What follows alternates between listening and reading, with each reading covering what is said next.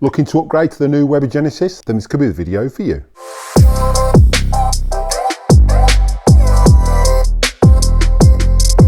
Don't forget, every key in the video today, there are links in the description below for the best place to get those barbecue and kitchenware products. Make sure you check those out at the end of this video. Weber fans, welcome back to the channel. So in today's video, I've bought a new Weber Genesis. We're going to get this unboxed, get it fully assembled, and then I'll run through the pros and cons of the new Weber Genesis. Let's jump straight into it. So today we're unboxing the Weber Genesis E-425. I did go for the one without the side burner because I don't use the side burner. I never did on my previous Genesis. It does come included with a griddle plate as well. Let's get this opened up. We're a bit confined on space today being in the garage, but we'll see how we go.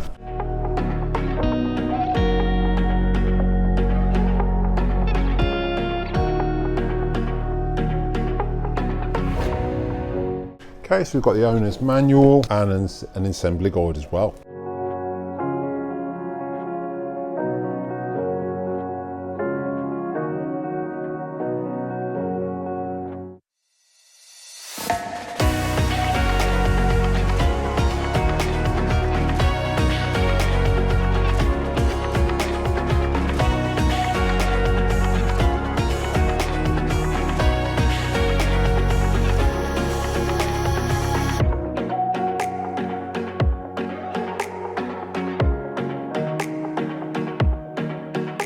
So instead of the sear station, we've got two different burners on the right hand side by the looks of it, which apparently give you 30% more efficiency.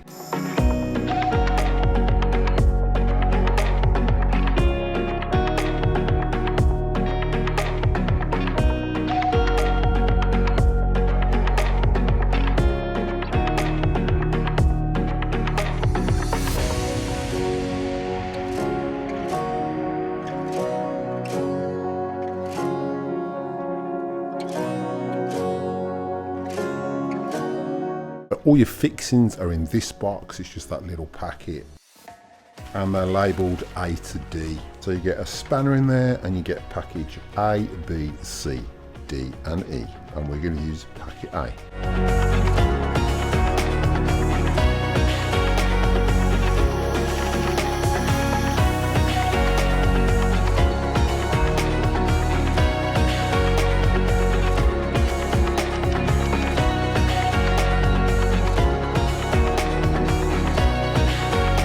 Right, so if you're doing this on your own, you can use speed cramps if you've got a speed cramp available, just to hold it and keep it standing up while you assemble it.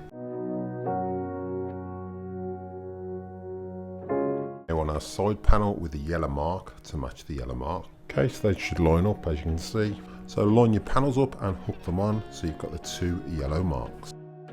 Then your screw hole should line up.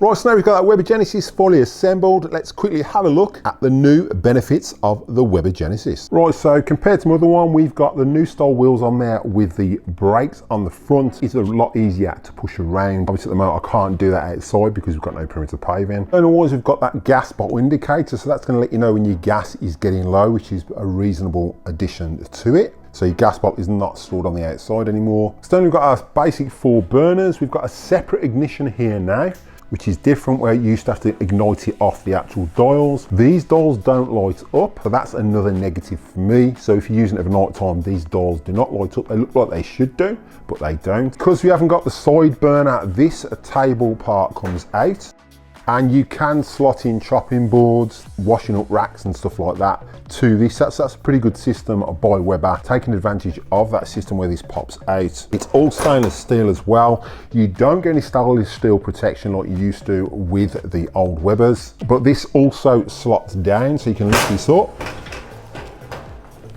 and fold that part down if need be. Really good addition, I do like. And even when you slot it back up and slot it down, it's very, very sturdy. I did go for the black purely because the stainless still seems to get scratched a lot more. So they've got original thermostat temperature gauge on there as well. So that's continued over from the old system. Handle wise, there's no light on the handle. We used to get a handle light. The heating rack I do like. The old heating rack, you used to have to sort of fudge it to get it to fold down. With this one, it's just a lift. And you can actually take the whole thing off, which is great. So you're not trying to fudge it to get it to fold down. I'm impressed with that. We've got the Hoyer lid as well. So with that Hoyer lid, you haven't got to take these grill plates out to use your rotisserie system. Now with my pizza stone, this is the system where you can take it out and you can actually fit a wok in there. And I'm assuming the pizza stone slots in there as well, the new pizza stone. But this, to me, if that's the case, the old system is a bit better because you've got a bigger pizza stone compared to the new one. These grill plates are reversible as well. So I'll just flip this one over and just show you what they're like on the underneath. The thinner side is for your fish, so you can flip the whole thing over and that is across the board with all the grill plates. And then if we take this grill plate out, our FLAVORIZER bars are stainless steel. These obviously changed a little bit of colour because I have had this running. I did a pizza on it the other night. That's basically all I've cooked in this at the moment. And then if we lift these out, because it's a sear zone, we've got dual jet burners. So because we've got dual burners on both sides, Weber reckon that's the reason they did away with the sear zone, and it makes it 30% more heat and more efficient on gas. As we look underneath, we've got a little bit of storage, so a gas bottle goes there, and then we've got storage here that you can store your accessories. It does come with a flat plate as well. Okay, so unlike the old flat plate system where you used to take these out and slot your grill plate in, or flat plate should I say, your actual flat plate now just sits on top of the grill. I did prefer the one when it came out. Fat drainage wise, Weber have changed the system, so you used to have those really long, thin, disposable drainage pans. Now they've reverted over to the standard pans that are used with a Q. So these just pop out and you just got the standard Weber pans. You can use the cheaper ones from Coles and Woolies if you want, so that's one bonus to this. I used to just put the cheaper ones over the top of mine on the last Genesis, but with this one you can actually slot them in. They'll just sit a little bit deeper, but they will fit, which is great.